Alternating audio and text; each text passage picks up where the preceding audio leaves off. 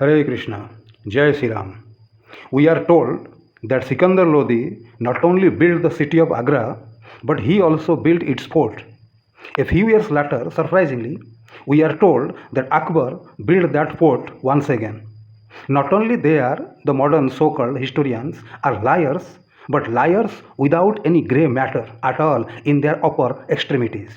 Here, I am giving you an excellent example so that you can understand the absurdity of modern historical records. In 1505 AD, 1505 AD, there was a violent earthquake at Agra on July 6. It was observed after the earthquake that hardly any damage took place in the structure of the Agra fort. You can imagine so solidly was the structure constructed. Such construction has always been beyond the capabilities of tent-dwelling camel drivers and their progeny. There were a few skirmishes towards the end of Sikandar Lodi's life. Once he had gone on a Hindu slaughter spree, and when such news reached Man Singh of Gwalior, he attacked him with his son Bikram with him. They cut off all supplies to Lodi's men and in several attacks slew most of Sikandar's men.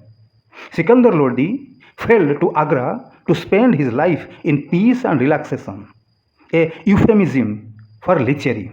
Then, after he besieged Avantgarh, then Narwar in Malwa, Swishpur, the bastard died in November 21, 1517 AD of throat cancer. History took a new plunge when the Lodis were replaced by the Mughals. Whatever difference these periodical melodramatic changes may have made to the teams of courtiers and their satanic sultans, coming in or going out, to the Hindus of Bharat, it was simple, one long unrelieved night of hellish torture. The Lodi dynasty had only 3 sultans, all equally villainous. The last Ibrahim came to throne after Sikandar's death in 1517 AD. As is common in Muslim tradition, his own brother Jalal Khan was his bitter enemy. Jalal Khan was an independent ruler with Jaunpur as his capital. Both the brothers schemed to capture and murder the other. A nephew of Sikandar Lodi, Azam Humayun Sarwani, played the game of intermediary. His principle was to side with the apparent winner and change loyalties as cleverly as possible and earn tips from both sides at the same time. Ultimately, Jalal Khan had to flee, begging shelter from the Hindu kings of Gwalior and Gondwana. But who would want to help a hoodlum? Jalal was finally captured by his brother's forces and was done to death. With Jalal out of the way, Ibrahim resumed raids on Hindu kingdoms. Gwalior was the tempting target. The king of Gwalior, Man Singh, had just died.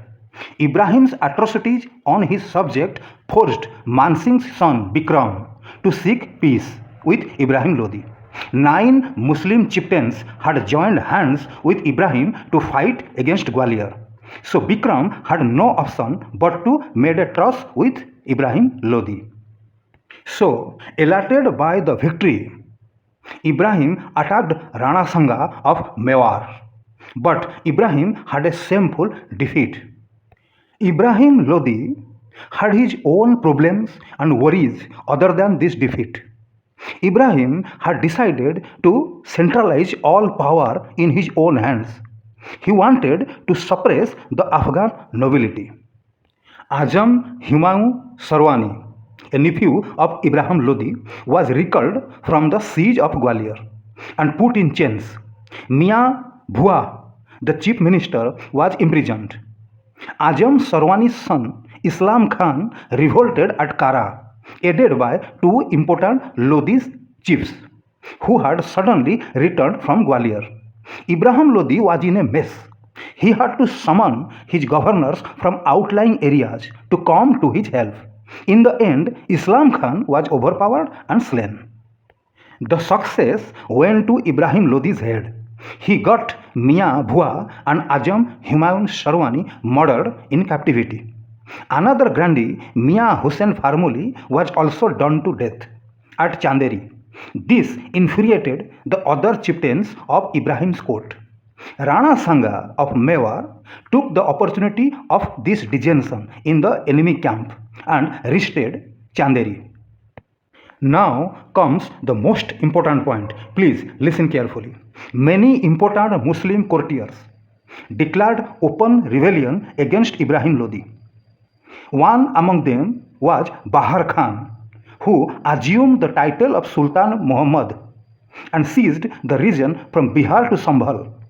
While Ibrahim Lodi was busy suppressing the rebellions in his eastern kingdom, his own governor in Punjab, Daulat Khan Lodi, opened negotiation with Babar, the Mughal, the Barbarian of Fargana, to slay Ibrahim Lodi. Daulat Khan's son, Dilawar Khan, had fled back in terror to his father in Lahore. Dilawar Khan got frightened when Ibrahim Lodi showed him a weird exhibit of dead bodies of those who had disobeyed him. This is recorded in page number 87, Tariq-e-Sahi. This type of incidents are repeatedly mentioned in Muslim chronicles of such bizarre exhibitions.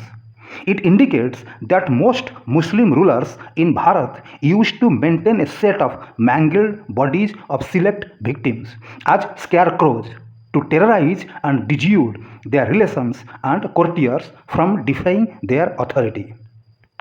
Mia Dilawar Khan, son of Daulat Khan, was so scared by the skeletons in Ibrahim Lodi's royal almirah that he went straight to Babar in Kabul, who incidentally was looking for an opportunity to ravage India. Ibrahim's own uncle Alam Khan was also disgusted with his nephew. He too went to Kabul all the way from Gujarat to besiege Babar to put a stop to Ibrahim's depredations. Although Babar is called the founder of the Mughal dynasty in Bharat, he was really a Tatar who often referred to the Mughals with mixed feelings of hate and contempt. Babar's father, Umar Sheikh, was the chief of 50,000 square miles of fertile land, then known as Fargana. That region is now called Kokand and is a part of the Russian Turkestan. In 1524 AD, Babar began his fourth invasion. Ibrahim Lodi's Afghan generals were defeated. The town and marketplace of Lahore were looted by Babar's men. Devalpur was stormed and a general massacre was ordered. Babar advanced to Sirhind and then returned to Kabul. On November 17, 1525 AD, in his fifth invasion, Babar became the king of Delhi. For more information, please watch the second part of this video. Thank you very much. Hare Krishna. Jai Sri Ram.